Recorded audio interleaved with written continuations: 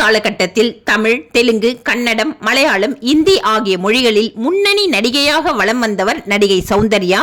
இவார்த்தி நடிப்பில் வெளிவந்த பொன்னுமணி படத்தின் மூலம்தான் தமிழில் அறிமுகமானார்.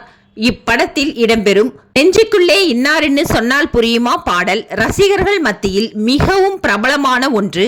இதன் ரஜினிகாந்த், கமல், சத்யராஜ் என பலருடன் இணைந்து நடித்தார். திரையுலகில் உச்சத்தில் இருந்த நடிகை சௌந்தர்யா 2004 ஆண்டு விமான பயணத்தின் போது ஏற்பட்ட விபத்தில் காலமானார். இவர் மரணம் அடையும் போது 7 மாத கர்ப்பமாக இருந்துள்ளார் என சொல்லப்படுகிறது.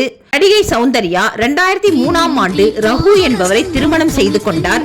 இப்போது சௌந்தர்யாவின் திருமண வீடியோ வெளியாகி உள்ளது. இதோ அந்த வீடியோ.